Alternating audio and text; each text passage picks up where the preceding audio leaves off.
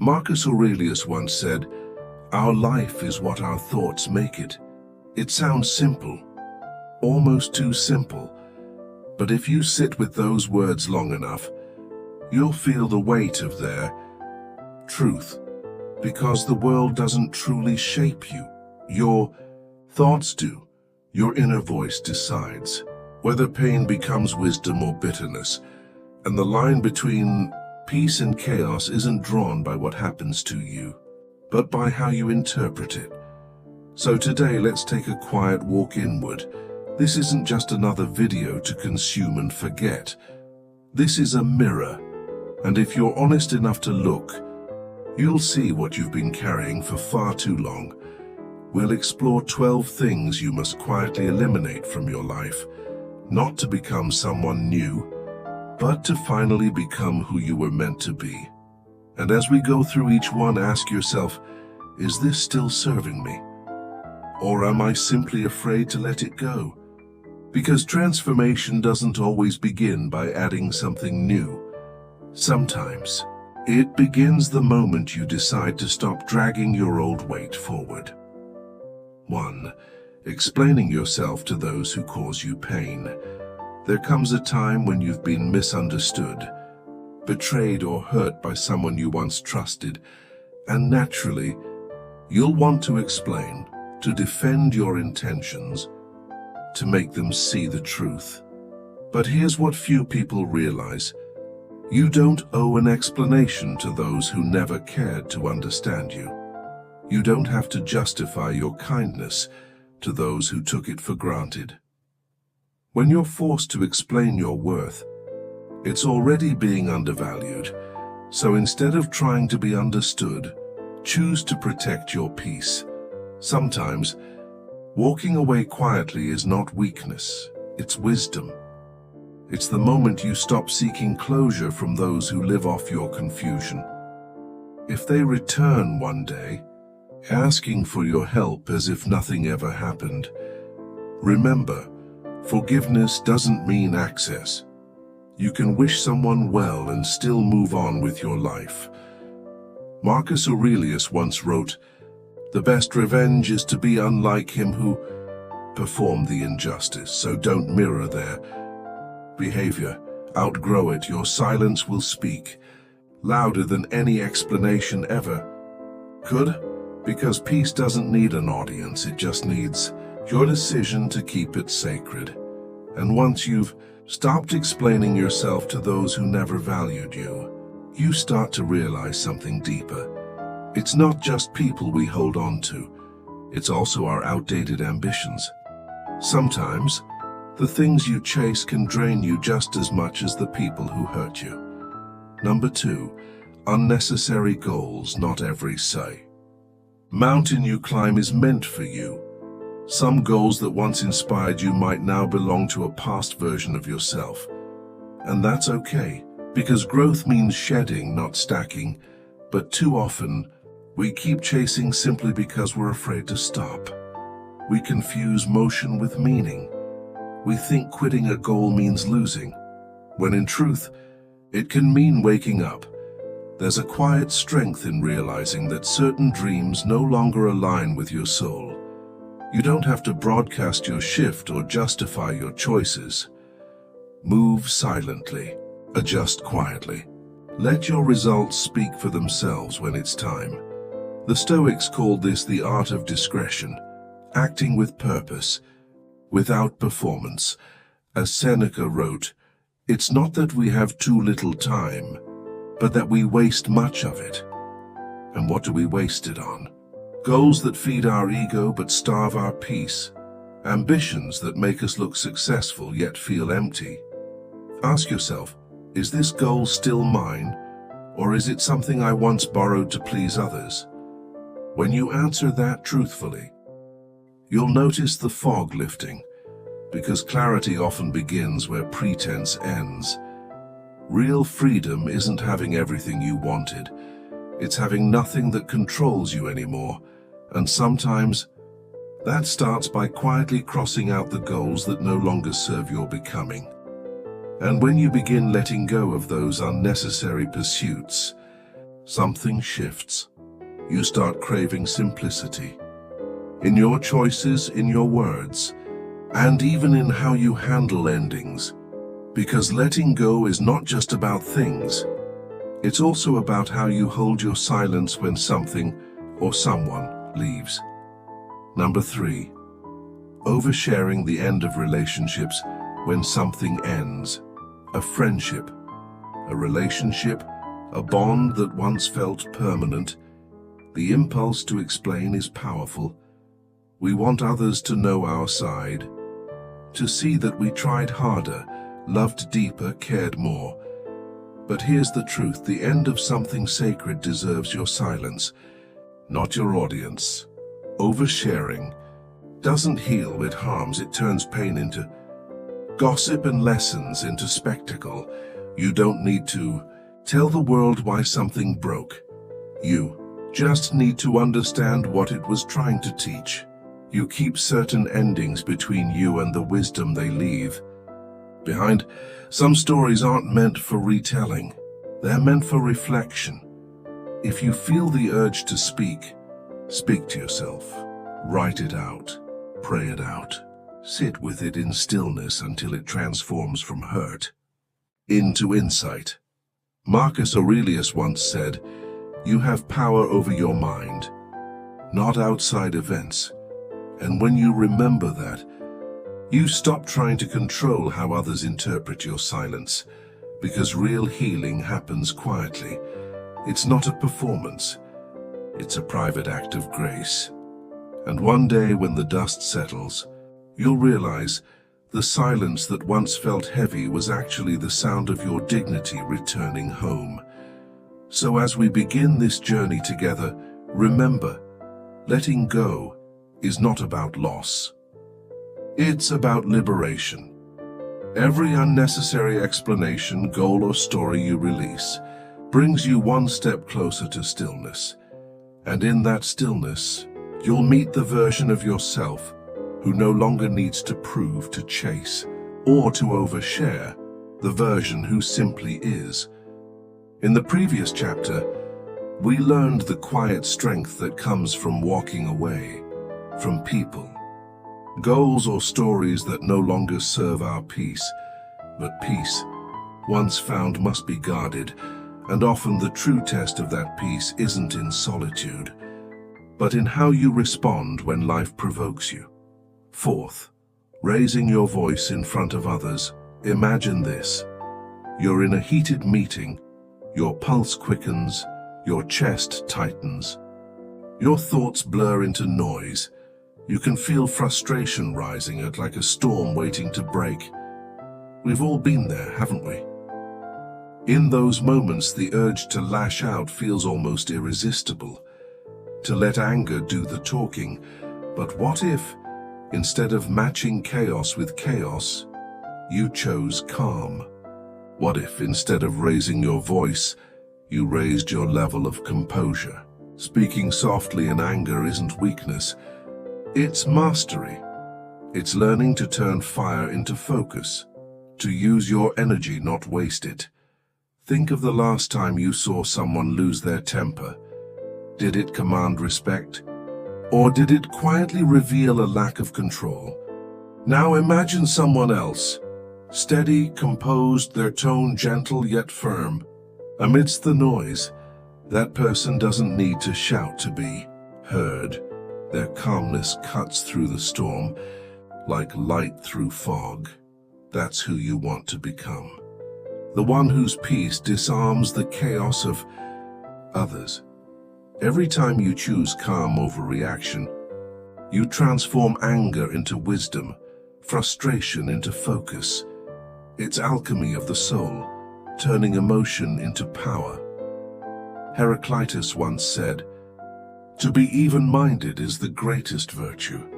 And he was right, because in the eye of the storm, your calm becomes your greatest weapon. It's the truest form of courage, and not shouting over the noise, but standing quietly above it. So the next time emotions surge and the world expects you to explode, remember this. Speaking in whispers when others shout isn't weakness. It's self-mastery, a superpower only few ever learn. When you learn to control your voice, you begin to realize control doesn't end with how you speak. It extends to how you speak about others, because peace loses its strength when poisoned by gossip or judgment. 5. Spreading negative opinions about others. Think about the last time you heard someone tearing another person down. Didn't it make you wonder what they say when you're not around? That's the quiet danger of negativity. It doesn't just stain the one being spoken about. It stains the speaker too.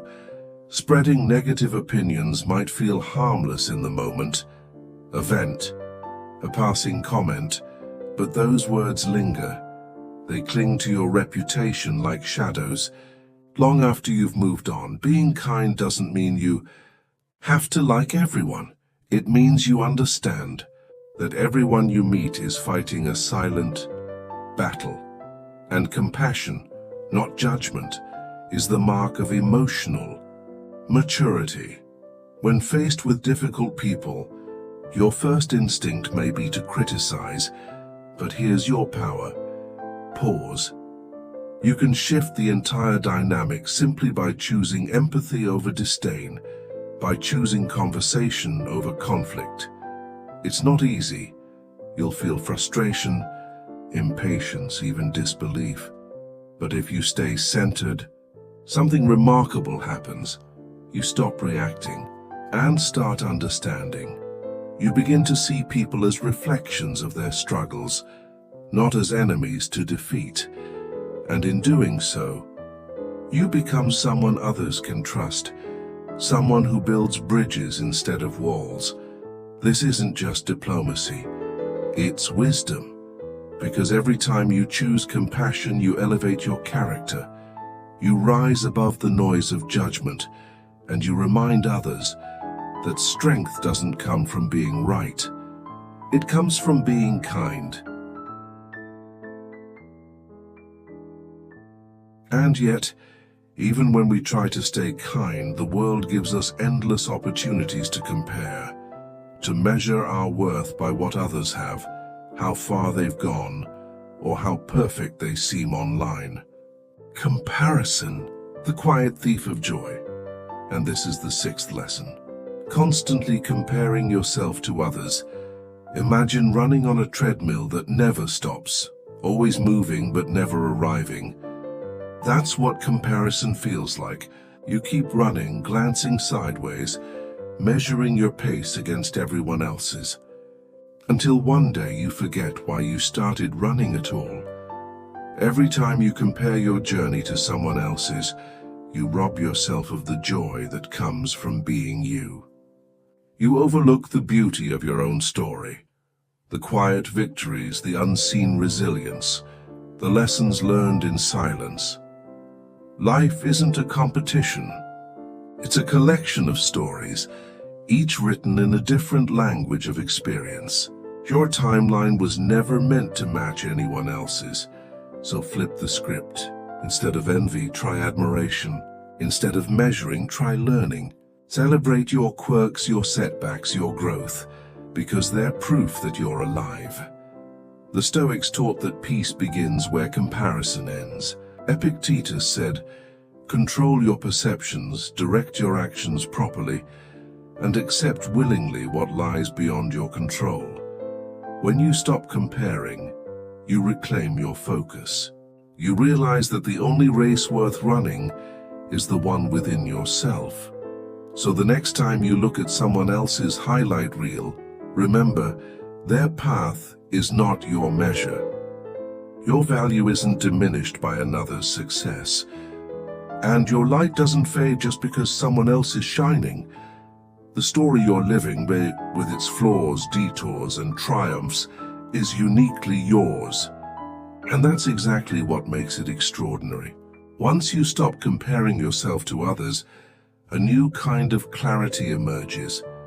You begin to see that much of what steals our peace isn't out there.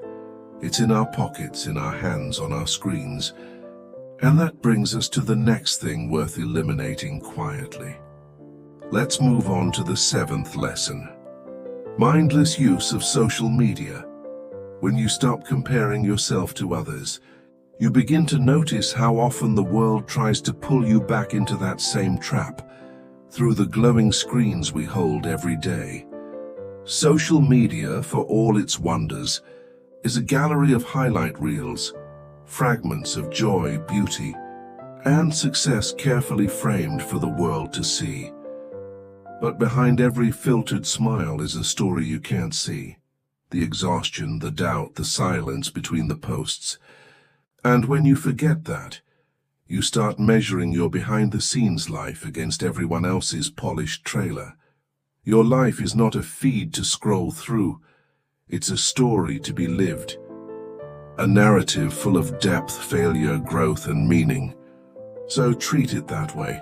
Use social media with intention, not habit. Ask yourself, why am I opening this app right now? Is it to learn, to connect, or simply to escape? Because every moment of distraction steals from your presence in the real world.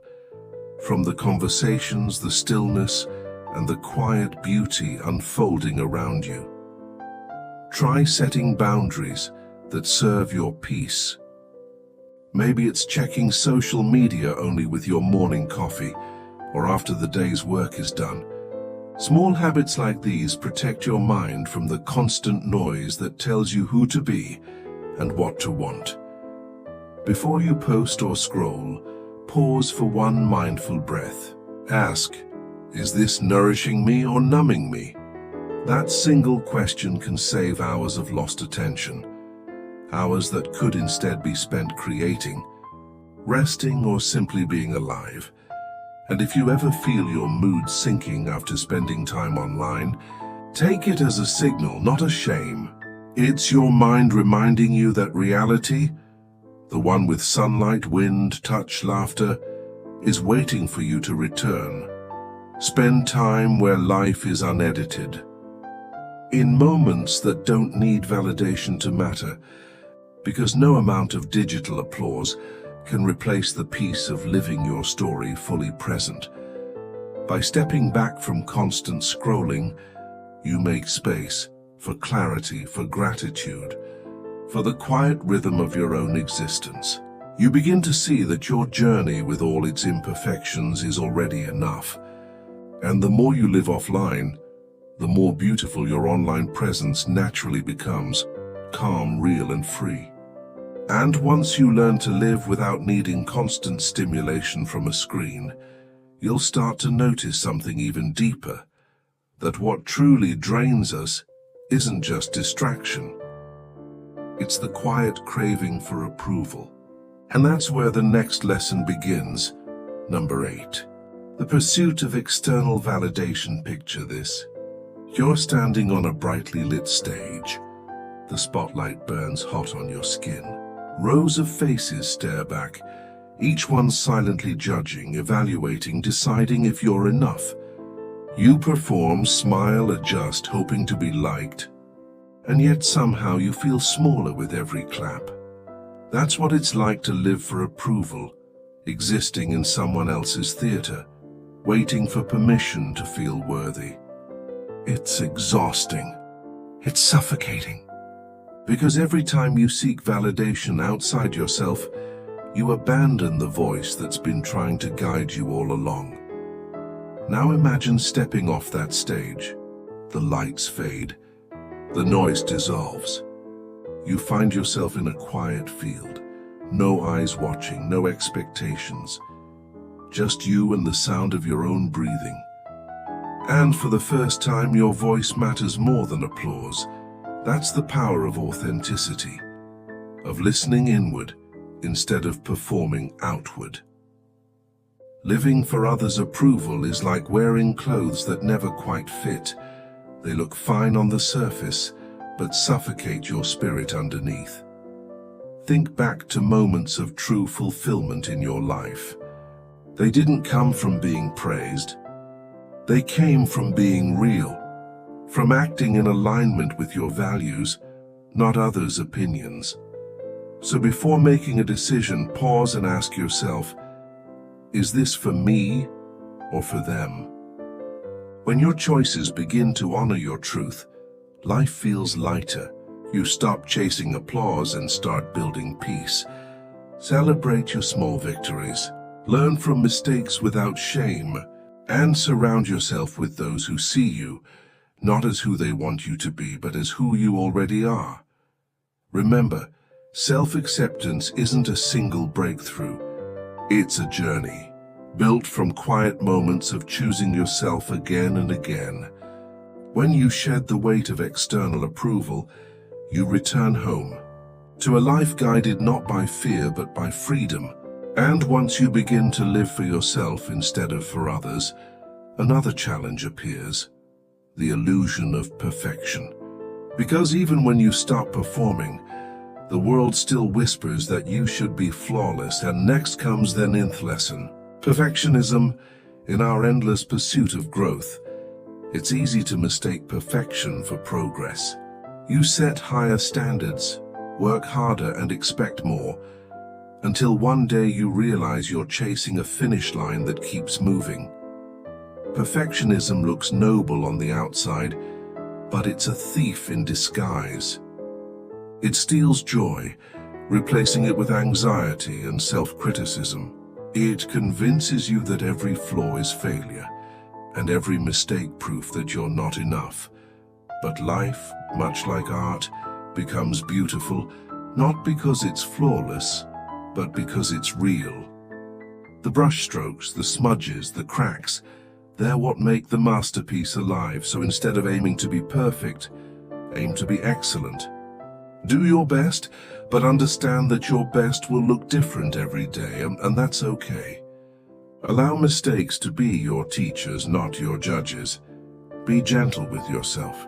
Offer the same compassion you'd give a friend who's struggling. Because growth doesn't bloom in pressure. It blooms in patience. Redefine success, not as a flawless outcome, but as a journey of effort, learning, and courage. When you let go of perfectionism, the world suddenly expands. Every error becomes a door to wisdom, every stumble a step toward strength. In that acceptance, you discover something priceless, the quiet relief of simply being human. And that is where true peace begins. But perfection's twin shadow is expectation. Even after letting go of the need to be flawless, we still dream in absolutes. We picture life unfolding exactly as planned.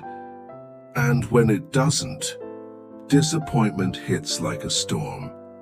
Let's move on to the 10th lesson: holding on to unrealistic expectations. Think of your life as a voyage. We all set sail with a map, full of dreams, timelines, and should-haves. But somewhere along the way, the wind changes. The sea turns wild, and the map we drew no longer fits the ocean we're in. Yet we keep steering by that same old map, refusing to admit the tides have shifted. That's what unrealistic expectations do. They anchor us to frustration, disappointment, and guilt. We chase perfection in ourselves, in others, in life itself, like sailors chasing a horizon that keeps retreating as we move. These expectations, often whispered by society and shouted by media, blind us to the quiet beauty of what is. To release them, start with honesty, raw, unfiltered honesty with yourself. Ask, are my expectations lifting me or crushing me? It's not a graceful process. It's uncomfortable, sometimes painful, but it's also freeing, like peeling away the layers of shoulds and coulds until only truth remains. When you finally drop those impossible standards, life softens. You start noticing the small victories you used to overlook: a calm morning, a kind word, a moment of laughter that asks for nothing in return. Every step forward, no matter how small, becomes proof of resilience. And you realize the beauty of life was never in the destination, but in the texture of the journey, the ebb and flow, the rise and fall.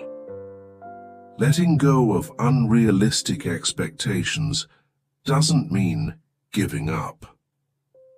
It means opening your eyes. It means learning to love what is real, imperfect, unpredictable, but deeply alive. And when you've loosened those expectations, you begin to breathe easier. But there's still one last trap, one that feels harmless, yet corrodes peace from within, the quiet habit of gossip. We've talked about expectations, how they weigh us down when we cling too tightly to what should be. But there's another habit, quieter yet equally draining, one that seeps into conversations, shapes our perceptions, and erodes peace from within. Gossip. Lesson 11. Gossiping. Think about the last time you joined a conversation where someone was being judged behind their back. Did you walk away feeling lighter or slightly stained? Words are seeds. They can grow gardens or spread weeds. Each time we choose negativity, we plant thorns that eventually circle back to us. But when we speak with kindness and understanding, we create a space where trust and respect can actually take root. Still, it isn't easy. There are moments when joining the gossip feels tempting, maybe even justified. You might think, I'm not being cruel, I'm just being honest. But honesty without empathy is just another form of harm.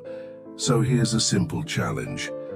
The next time you're on the brink of saying something negative about someone, or listening to it, pause. Take a breath. Remember that the person being spoken about has their own battles, fears, and triumphs, just like you. Would you want your lowest moments to become a topic of casual conversation? Probably not. So offer others the same mercy you hope to receive. Avoiding gossip isn't just about being positive. It's about honoring our shared humanity, recognizing that words can either heal or divide. And when you choose to rise above that small talk, you do more than protect your peace. You light a path for others to follow, a path of empathy, strength, and genuine connection. When we practice this restraint, we begin to cultivate something far deeper than reputation, character. And it's character, not charm, that leaves a lasting mark. And as you free yourself from gossip, you'll notice something remarkable. The mind becomes quieter. But soon another battle appears, not with others this time, but with life itself, the fight against what is. And that's where the final lesson lives. Lesson 12. Resisting the present moment. Few things exhaust the soul more than resisting reality. We don't suffer because of events themselves. We suffer because we believe they should have been different. We try to control life as if it were a story written for our comfort, demanding that time move faster when we're hurting and slower when we're happy. We want people to behave as we wish. We want outcomes to appear on our schedule, but life doesn't take orders. It moves at its own rhythm, its own season, its own perfect timing. And those who resist its current are often the first to drown in it. The Stoics understood this better than anyone. They didn't pray for easier days. They prayed for strength to endure the hard ones. Marcus Aurelius wrote, "Accept whatever comes to you woven in the pattern of your destiny, for what could more aptly fit your needs?" When you stop fighting the tide, something shifts. The water that once fought against you begins to carry you. When you release resistance, pain softens into understanding, not because you've conquered life, but because you've learned to move with it. Try just once to see things exactly as they are. No good, no bad, no why me. Only what is this here to teach me? Acceptance isn't weakness. It's the highest form of courage, the strength to meet reality on its own terms. Because when you stop resisting what you can't control, you begin mastering what you can do yourself. So as we reach the end of this journey, take a quiet moment. Breathe. Think about everything we've uncovered together, the people, habits and thoughts you're finally ready to release. Remember, peace doesn't arrive with noise or applause. It begins in silence. The moment you decide to stop explaining, stop comparing, stop fighting the present. And in that stillness, something new begins to grow. Clarity, courage, and calm. If this message spoke to you, don't just leave, stay with us. Join a space where calm minds grow stronger, where wisdom meets real life, and where your story continues to unfold with intention.